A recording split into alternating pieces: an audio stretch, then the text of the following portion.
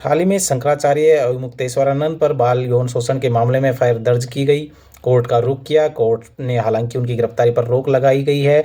सरकार के बिल्कुल इस पे तीखे बयानबाजी है कि कोई भी कानून से ऊपर नहीं है। वही शंकराचार्य बार बार सरकार पे आरोप लगा रहे हैं कि उन्हें भी फंसाने की कोशिश की जा रही है, उन पे झूठे मुकदमे दर्ज कराए जा रहे हैं। और ये मामला सवालों के घेरों में इसलिए आता है जब से पिछले 1 महीने से शंकराचार्य और योगी सरकार के बीच में तीखी बहस देखने को, तीखा तकरार देखने को मिला है। दोनों लगातार एक दूसरे पर बयानबाजी कर रहे हैं और एक दूसरे को झूठा बता रहे हैं और सनातन होने का पाखंडी बता रहे हैं। चलिए जानते हैं कि मामला क्या था।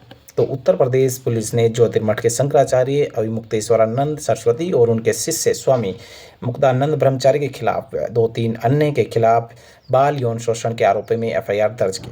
प्रयागराज की पॉक्सो कोर्ट ने झुस्सी पुलिस स्टेशन के एसएचओ को निर्देश दिए कि वो इस मामले की जांच करे। साथ ही उन्होंने ये भी कहा कि वो जो निष्पक्ष वो जांच करे और जो विक्टिम है उसकी पहचान और उसके सम्मान की सुरक्षा का भी ध्यान रखे और इन निर्देशों का तुरंत से तुरंत पालन किया जाए। अब शंकराचार्य इस फैसले पर कहते हैं कि शंकराचार्य ने कहा कि ये मामला बिल्कुल झूठा है। उन्होंने कहा हमारे खिलाफ दर्ज किए गए झूठे केस की सच्चाई सबके सामने आ जाएगी और दोषियों को सजा मिल सकेगी, इसलिए केस दर्ज होना और आगे की जांच होना जरूरी है। कोर्ट को इस पर जल्दी काम करना चाहिए, ज़्यादा समय नहीं लेना चाहिए क्योंकि बहुत लोग इस मामले को देख रहे हैं। गवाही दर्ज हो, जल्द फैसला लिया जाए और जो गलत है वो गलत ही रहेगा। जो झूठा केस दर्ज किया गया है आखिर वो झूठा साबित होगा। वही अविमुक्तेश्वरानंद सरस्वती के खिलाफ शिकायत की मांग वाली याचिका को लेकर कोर्ट गए शख्स का बयान भी सामने आया। उन्होंने कहा कि समाचार एजेंसी एनआई ने कहा अविमुक्तेश्वरानंद और उनके शिष्य मुक्तानंद के खिलाफ एफआईआर करने के आदेश दिए गए। प्रथम दृष्टया में हमें न्याय मिला। हम उम्मीद करते हैं कि उन अपराधियों को उनके कुकर्मों की सजा मिलेगी। योगी और अविमुक्तेश्वरानंद के बीच तकरार।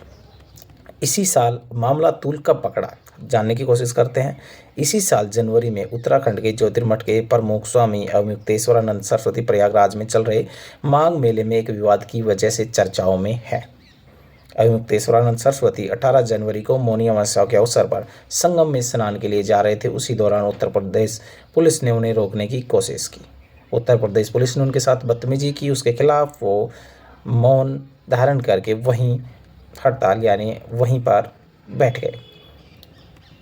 उसके बाद पुलिस ने उनकी पालकी को, उनके शिष्यों को वहां से खदेड़ा और उनको हटा के दूसरी जगह ले जाया गया। इसके बाद उन्होंने घोषणा की कि वो मौनी अमावस्या में स्नान नहीं करेंगे और बिना स्नान करे ही दुखी मन से उनको वापस जाना पड़ा।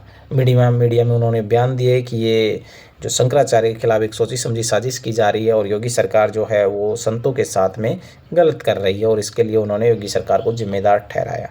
साथ ही अन्य विपक्षी पार्टियां जैसे समाजवादी पार्टी, उनके भी बयान इस पे आए और उन्होंने भारतीय जनता पार्टी को इसके लिए जिम्मेदार ठहराया और कहा कि सनातन की जो भाजपा जो है वो सनातन का लगातार अपमान कर रही है। हालांकि बीजेपी में से किसी भी नेता का इस तरीके से कोई इस पर प्रतिक्रिया नहीं आई।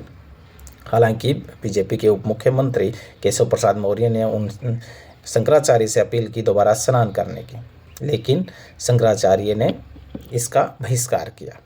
उसके बाद लगातार योगी आदित्यनाथ के बयान आते रहे हैं। लगातार उन्होंने कहा कि देश संविधान से चलेगा, किसी संत से नहीं चलेगा। बहुत सारे संत ऐसे हैं जो धर्म के नाम पर पाखंड कर रहे हैं या सनातन को बदनाम करने की कोशिश कर रहे हैं और शंकराचार्य होने का उनके पास में कोई प्रमाण पत्र भी नहीं है।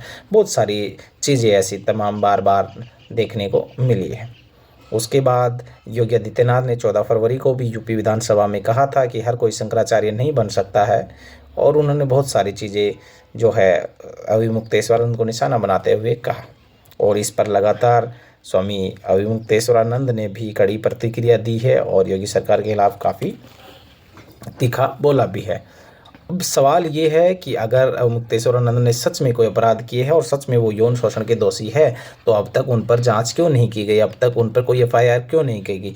ये मामला तभी चर्चाओं में क्यों आता है जब कोई सरकार के खिलाफ बोलता है, उसी के खिलाफ पता चलता है कि उसने कोई अपराध किया है और उसके खिलाफ कोई मामला दर्ज होता है। इसलिए भी ये जो मामला है सवालों के घेरे में है। हालांकि अभी इसकी जाँच पेंडिंग है और कोशिश ये है कि इसकी कड़ी निष्पक्ष जांच हो और जो भी दोषी हो, चाहे वो शंकराचार्य हो, चाहे वो मुख्यमंत्री हो, चाहे प्रधानमंत्री, उसको कड़े से कड़ा दंड दिया जाना चाहिए।